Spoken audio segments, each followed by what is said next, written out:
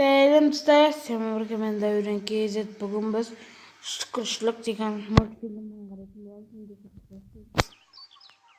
Күндердің бір күнінде Әлжуаз өте нәзік бір әтеш өмір сүріпті. Ауылдағылар оған күліп келемеждейді екен. Күндердің бір күнінде ауылдағылардың мазағынан әбден қажыған әтеш қораздардың патшасына жылап келіп: "Ауылдағылардың барлығы мені мазақ қылып, менің әрбір ісімді күлкіге айналдырады. Мен әбден шаршадым. Мені осы қиыншылықтан құтқарыңызшы", деп жалынады. Сонда қораздардың патшасы күлімсіреп: "Жарайды, сені бұл қиыншылықтардан құтқаруға уәде беремін. Бірақ бір шартым бар", дейді. Сонда Әлжуаз әтеш қуанып: "Я, айта беріңіз. Бұл азаптан құтқаратын болсаңыз, мен барлық шарттарыңызды орындауға даярмын, патшам. Ендеше серуендеп келейік", деп ауланы аралап көруге шақырыпты.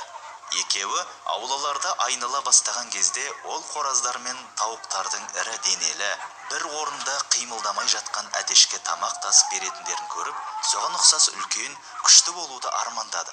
Бірақ лезде өз ойынан қайтты. Өйткені әлгі қораздың екі аяғы жоқ екен.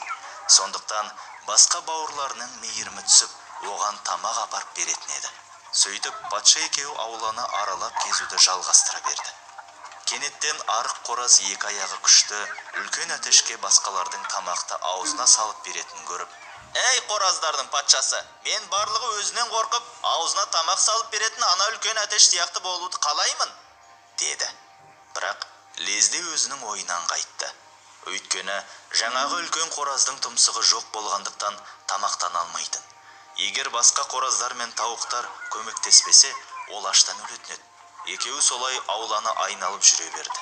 Бір кезде арық қораз қатты қуанған соншалық ұшып кете жазды.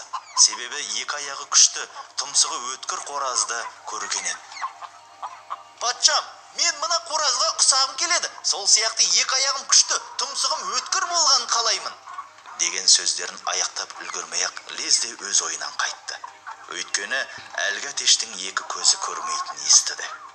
Сонан соң арық қораз патшаға былай деді: "Ей қораздардың патшасы, сізге алғысымды айтамын. Мына нәрселерді көргеннен соң менде ешқандай қиыншылық жоқтығын түсіндім", деді. Қораздардың патшасы бұл сөзінің мәнісін сұрады. Ол былай деп жауап берді: "Кім деген басқалардың қиыншылығын көрсе, өзінің қиыншылықтарын ұмытады. Мен арықпын, бірақ жер басып жүруіме қажетті екі аяғым, көретін екі көзім, тамақ жейтін тұмсығым бар". Сонда қораздардың патшасы: "Расында жаратылыстардың арасында шүкір етушілер өте аз. Сені серуенге алып шығуымның мақсаты да осыны түсіндіру болатын. Сен көргендеріңнен ғибрат алғандығың мені өте қуантты", депті. Сол күннен бастап арық қораз денесінің нәзіктігіне еш ренжімей, дененің сау екендігіне қуанатын болыпты. Dostlar, benim kanalıma Türk gelip подписываться, kanalımıza basmayı unutmayınız. Sağ olun.